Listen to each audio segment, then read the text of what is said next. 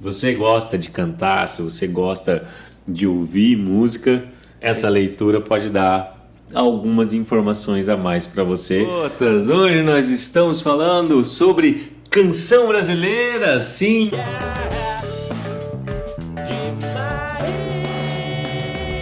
Meus nobres, vamos colocar uma série nova aí sobre canções brasileiras, porque afinal de contas, além de professor de língua portuguesa, eu também sou músico e eu gosto muito, porque ela mistura essas duas coisas maravilhosas, essas duas linguagens, a música e a língua portuguesa, ou a literatura, se preferirem, de maneira ímpar, principalmente nesse nosso Brasilzão aqui. Nós vamos falar sobre uma canção, a segunda canção no mundo com mais tipos de versão. A primeira é do The Beatles, que é Yesterday, e a segunda é Garota de Ipanema, de Vinícius de Moraes e Tom Jobim. Então, primeiramente, qual que é o nosso propósito aqui?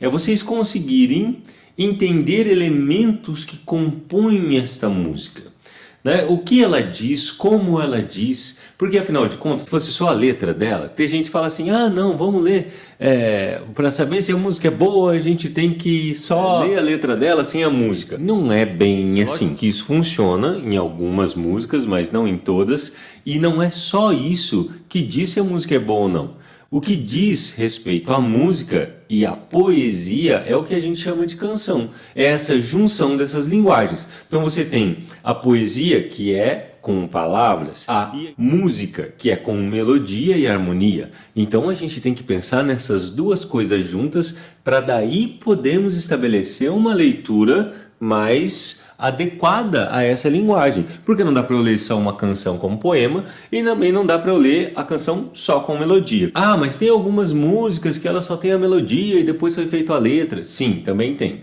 Mas o sentido da música, percebam, né? O do Beethoven, né? A Quinta Sinfonia de Beethoven. Ele tem uma música baseada nesse tema melódico do Beethoven. Então ele coloca lá, quando bater no coração, quatro pancadas e depois ele pega ele vai pegando esse tema e ele vai brincando com isso numa canção, fazendo um diálogo com a música do Beethoven, com a poesia e o que gera esse sentimento. Um outro dia a gente fala sobre essa canção, que ela é interessantíssima para um baião de Beethoven. Olha, é fantástica a coisa. Mas vamos ao Garota de Ipanema. Então, Garota de Ipanema, ao contrário do que muita gente pensa, todo mundo acha que música, canção, você fala assim, eu vou ter uma inspiração e... Nossa, nasceu uma canção maravilhosa e ele foi lá e de uma vez só escreveu no papel de pão. Não tem nada disso, cara. A gente está falando de um maestro, certo? Tom Jobim, Antônio Brasileiro, conhecido como Antônio Brasileiro também, Antônio Carlos Jobim e Vinícius de Moraes. Vinícius de Moraes, ele tem poesia desde a década de 30. Ele começa, depois de escrever uns 5 livros de poema, é que ele começa a se embrenhar, né, pela área da canção. Ele lida com a canção, né, ele assume esse papel de músico, de cancionista, depois dele já ter lançado alguns livros de poesia. Então a gente não está falando com um leigo, um cara, né, que... baixou uma luz nele, ele de repente se tornou um escritor. E muito menos o Tom Jobim, que era maestro. O maestro, ele tem um conhecimento musical da organização profunda, né, da harmonia, melodia, ritmo, instrumentação. Nossa, a instrumentação de uma orquestra, ela é quase infinita, a coisa não acaba mais. Então, dentro disso, a gente não pode considerar que a Garota de Ipanema é meramente uma inspiração, um momento de acho que ele foi ao banheiro e saiu com Garota de Ipanema, ou ele foi beber à noite e saiu com Garota de Ipanema. Nada disso. Talvez o início dela pode até estar ligado à boemia e etc, que era frequentado por esses caras, mas de forma geral, moçada, pensar que canções elas são uma inspiração e deu tudo certo, isso é bastante ingênuo. Então, esse é um dos primeiros pontos. Segundo ponto, ela foi escrita em 1962 pelo Tom Jobim e pelo Vinícius de Moraes. Então, a primeira vez ela foi apresentada pelo João Gilberto, pelo Tom Jobim e pelo Vinícius de Moraes num botequim lá de Ipanema. Isso sim é romantizadinho e é bonitinho e a galera gosta. O Tom Jobim, ele foi um dos precursores da Bossa Nova. O que é o precursor da Bossa Nova? Foi um dos que deu os primeiros passos. Foi ele que começou a abrir a estabelecer uma nova linguagem, uma nova maneira, uma música elaborada como jazz, que é uma música um pouquinho mais complicadinha assim de tocar e de entender às vezes. Parece que é só fundo de restaurante, mas é muito, muito mais do que isso. Ela tem uma linguagem muito própria, ela tem um jeito de tocar muito próprio e ele misturou isso de uma forma brasileirada. Alguns críticos, né, dizem que foi uma jogada comercial, e de certa forma foi, né, também tem a ver com isso, de estabelecer uma proximidade entre a música brasileira e a música norte-americana. A questão da comercialização, ela faz parte também, feliz ou infelizmente, ela faz parte desse universo. Só porque é comercial, todo mundo começa a tirar pedra. Um vídeo até do Rodrigo Amarante, do Los Hermanos, que ele, bem antigo já, mas você não acha que a Ana Júlia é muito comercial? Daí ele fala, poxa, o pessoal no Brasil tem costume de achar de que música comercializada, ela não presta. Se uma música é boa ou ruim, aí é outra questão. O Tom Jobim, para bem ou para mal, como nós estávamos dizendo, ele internacionalizou a música brasileira através da Bossa Nova, com uma linguagem sutil, complexa e ao mesmo tempo muito bem elaborada e construída. Tocou em vários países, fez carreira internacional, ele e o Vinícius de Moraes também. O Vinícius de Moraes foi um poeta da segunda geração, né, como eu tinha falado, da segunda geração do modernismo. Ele começa a escrever em 1930 como um católico ortodoxo, um cara que é um fervor pela igreja, e depois ele começa a diluir esse fervor no filme dele, que chama Vinícius. Quem tiver interesse, procure. Eu não lembro quem diz isso. Ele coloca assim: o Vinícius de Moraes, ele nasceu velho e morreu jovem. De poeta sério, sisudo, religioso, espiritualista, ele termina como um rockstar. Então ele, né, faz um processo inverso. Então na década de 50, ele vai da bossa nova, passando pelos afro-sambas, e também faz parceria com o Toquinho, faz música infantil, e ele vai embora nesse universo aí da música. A Garota de Ipanema, como a gente já falou aqui, é a segunda música com mais versões, a única música que ganha.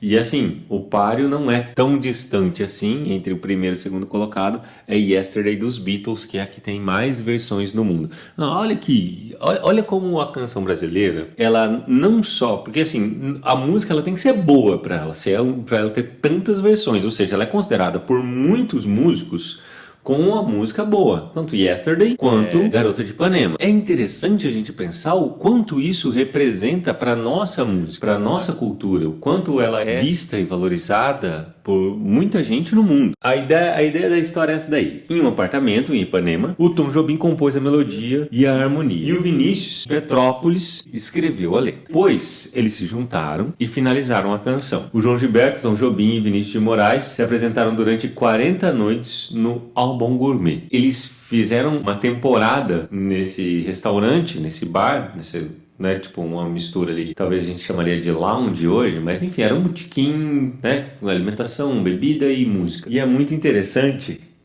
porque esse tema da Garota de Ipanema, ele não é um tema que está somente na música. E aí você percebe que ela é mais do que parece, né? Parece que é só uma menina bonita que passa e aí eu estou triste. Mas isso já é retratado por Charles Baudelaire, que foi um dos caras que começou o simbolismo no século XIX.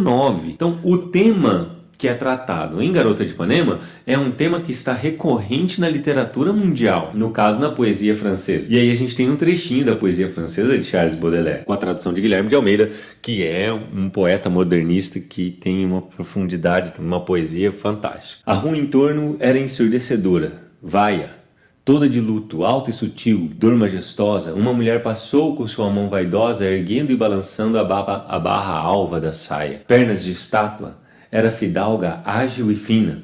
Eu bebia como um basbaque extravagante no tempestuoso céu do seu olhar distante. A doçura que a encanta e o prazer que assassina, brilho e a noite depois. Fugitiva beldade de um olhar que me fez nascer a segunda vez. Não mais te hei de rever, senão na eternidade? Longe daqui, tarde demais, nunca, talvez? Pois não sabes de mim, não sei que fim levastes, tu que eu teria amado, ó, tu que adivinhastes. Olha que legal, a gente tem essa mesma visão, né, da garota de Ipanema, daquela mulher que vai e ignora ele, não tá nem aí, ele olha para ela, nem vê, e ele fica ali olhando, apaixonado já por ela, por aquela mulher tão linda, maravilhosa, que está passando ali, que ele não consegue nem reter o mínimo de atenção dela. Muito bem, isso é um tema que também acontece na obra poética do próprio Vinícius de Moraes, no livro Novos Poemas, que foi publicado em 1938, e quando o Vinícius de Moraes, ele está já um poeta engajado, um poeta com preocupação das questões sociais, né, das dificuldades de se viver no mundo, no Brasil principalmente, das desigualdades sociais, e ele critica isso, e o amor ele trata de uma forma mais carnal, porque nos primeiros livros de Vinícius de Moraes ele é mais espiritualista, e ele era um católico ortodoxo, e ele fazia poemas sobre temas elevados, relacionados à religiosidade ou à espiritualidade principalmente. No Novos Poemas, a Mulher que Passa, o tema vai fazer também referência a une passant, eu não sei falar francês, a uma passante do Charles Baudelaire. Meu Deus, eu quero a mulher que passa, seu dorso frio é um campo de lírios, tem 7 cores nos seus cabelos, 7 esperanças na boca fresca. Oh, como és linda mulher que passas, que me sacias e suplicias dentro das noites, dentro dos dias. Por que não voltas, mulher que passas? Por que não enches a minha vida? Por que não voltas, mulher querida, sempre perdida, nunca encontrada? Por que não voltas à minha vida, para o que sofro não ser desgraça? Meu Deus, eu quero a mulher que passa. Eu quero agora, sem mais demora, a minha amada mulher que passa. Que fica e passa, que pacifica, que é tanto pura como devassa, que boia leve como a cortiça e tem raízes como fumaça. Esse desapego e um sentimento profundo e ao mesmo tempo ignorado, a possibilidade de um amor ou de uma beleza que passa diante de si e que deixa você ao léu, distante, quase ignora a sua existência. De uma pessoa que ignora a existência do outro. Vamos ao Garota de Ipanema. Na primeira versão do Garota de Ipanema, e aí aqui nós temos uma prova cabal de que não é esse negócio de fazer canção, ou fazer poema, ou escrever, é uma coisa tipo, eu tinha uma iluminação divina, nada disso, certo? É muito trabalho, é um trabalho árduo, inclusive, mas ninguém vê você trabalhando, todo mundo só vê o resultado e fala, nossa, mas parece tão simples, é tão fácil. Quando a gente vê um pianista tocando com uma orquestra, né? Tocando aquelas músicas. Eu falei, gente, olha, que maravilha, né? Vai lá, tenta fazer igual. Muito bem. Vinha cansado de tudo, de tantos caminhos. Ó, percebam, o tema aqui é eu, né? Eu vinha, cansado de tudo, de tantos caminhos, tão sem poesia, tão sem passarinhos, com medo da vida, com medo de amar.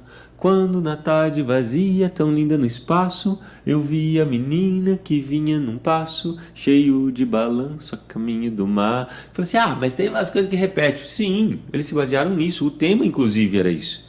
Se você perceber, na música, né, que ficou a segunda versão, eu acho que foi só a segunda versão, você tem esses dois mesmos temas, o eu cansado e a mulher, o eu triste, né? O eu que já estava triste e desolado, e a mulher, mas não tem uma conexão direta com a mulher, porque primeiro vem o meu medo e depois vem a mulher, nessa primeira versão. Nas apresentações, lá quando foi a primeira vez que foi para público Garota de Ipanema, eles começavam com esse diálogo, o João Gilberto, o Tom e o Vinícius, e esses três então começavam, e aí Tom, se você fizesse agora uma canção que possa nos dizer, contar o que é o amor, e inclusive tem uma melodia, né? Eu não lembro certo como é que é, ela é um pouco uma melodia meio... Tom, e se você fizesse agora uma canção que possa nos dizer, contar o que é o amor, Tom, olha Joãozinho, eu não saberia sem Vinícius pra fazer a poesia. Para essa canção, Vinícius, se realizar, quem dera o João para cantar. Ah, mas quem sou eu? Eu sou mais vocês. Que bom se nós cantássemos os três. E aí eles começaram a segunda versão.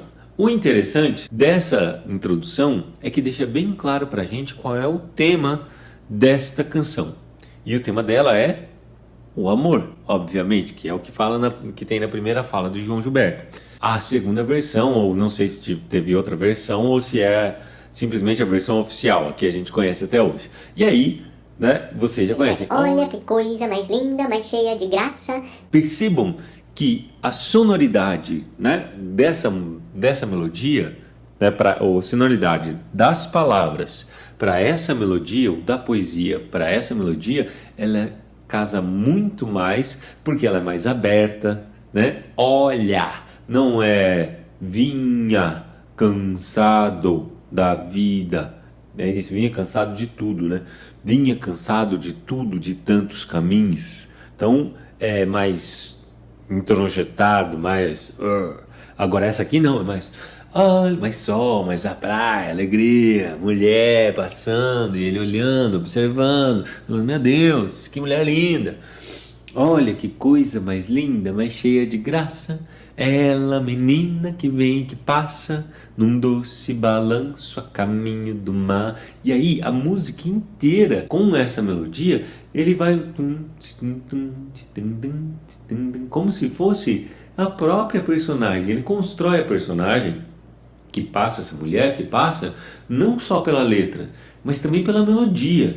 E aí que casa muito interessante uma coisa com a outra, né? Vinícius e Tom, essas duas figuras da cultura brasileira, que permite pra gente um monte de possibilidade de leitura. Se você vê o sentido e a lógica, tanto da melodia musical quanto da letra, as duas estão implantadas. E isso fica mais claro quando a gente percebe na segunda parte. Mas vamos terminar a primeira. Então, num doce balanço a caminho do mar. Ó, o caminho do mar, ele se repete e ele trouxe para a primeira parte e não mais na segunda, ou melhor, na primeira estrofe, não na segunda estrofe. Daí, moça, ó, até agora, pelo menos, não se fala, né? Eu já vi passar. É a última coisa, o último verso em que ele coloca a primeira pessoa, o eu lírico. Até ali, ele vai colocando só a descrição da mulher e do ambiente. Isso tudo, obviamente, é construído, né? E não ádiva. Ah, meu Deus, ganhou de presente. Moça do corpo dourado, do sol de Ipanema, o seu balançado. E ó, a literação, seu balançado, passar, né? Esse S do passo dela. E uma coisa interessante dentro da melodia, olha que coisa mais linda, mais cheia de graça. Então, esse cheia de graça esse ele dá um tempero dentro dessa melodia que aparentemente seria quadradinha no tempo.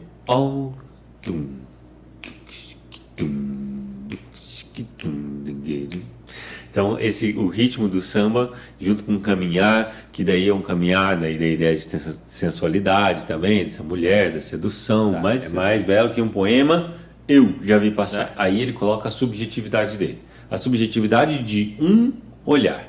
E aí ele coloca na segunda parte, em que essa melodia não se repete mais e também não é mais uma melodia temática repetitiva. Agora ela é uma melodia descritiva, ampla. E aí ela começa a primeira nota longa, não é mais olha que coisa, mas não são notas mais curtas, né? E traçando elementos de desequilíbrio. Aqui é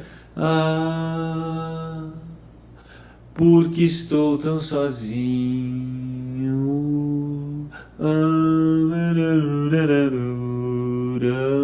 A melodia ela vai descendo e subindo e tem os seus contornos, e esses contornos eles não estão mais descrevendo aquela mulher que está passando, mas a sensação, o sentimento daquele eu isolado e ignorado, do mesmo eu lá, né? Eu quero a mulher que passa, e do mesmo eu, assim, né? Mesmo eu, lógico que a gente tem essas várias diferenças, mas com esse mesmo intuito, o homem que não é visto, né, pela beleza da mulher que passa, só ele observa aquilo como se fosse só um olho observando. Porque daí ele fala sobre a solidão.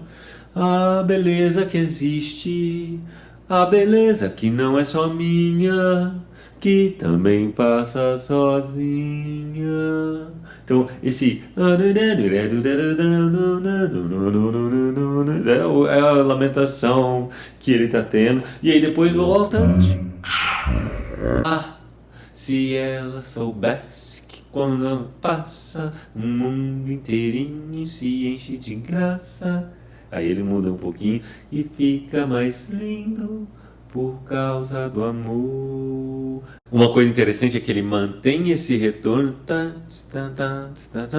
e aí depois ele deixa um pouquinho mais agudo.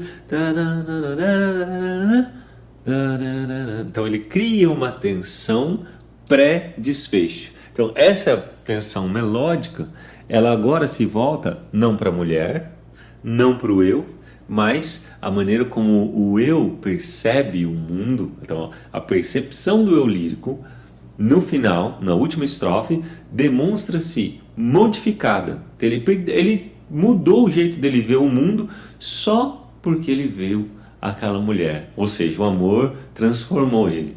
Porque o amor transformou não só ele, como transformou a maneira como ele vê o mundo. O mundo ficou mais bonito depois que ela passou. Por curiosidade, nós temos também a versão em inglês, que a gente vai ler só a tradução aqui, porque não convém necessariamente a gente ler essa outra versão, mas só para a gente ter uma ideia, quanto à tradução, ela não é uma tradução literal. A tradução literal, ela não diz necessariamente a intenção do que essa canção diz. Alta, bronzeada, jovem, adorável, a garota de Ipanema vai andando, e quando ela passa, cada um por quem ela passa faz a aí a gente não tem mais aquele eu lírico isolado, aí perde-se muito em tradução, né?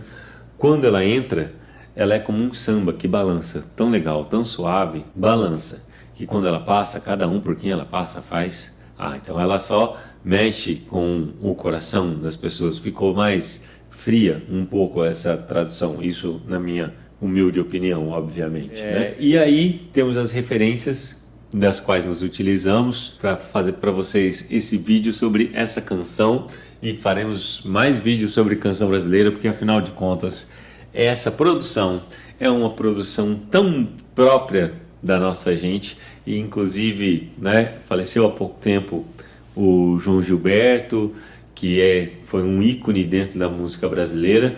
Tem os críticos falam isso, falam aquilo, mas de forma geral ele é marcante e faz parte da história do Brasil, dentro da canção e dentro da música, obviamente, e trouxe um estilo novo, um jeito novo de fazer música e de cantar, e a gente tem que valorizar as coisas positivas que os artistas e pensadores trazem pra gente. E é isso aí. Se você gostou desse vídeo, coloca aí pra gente.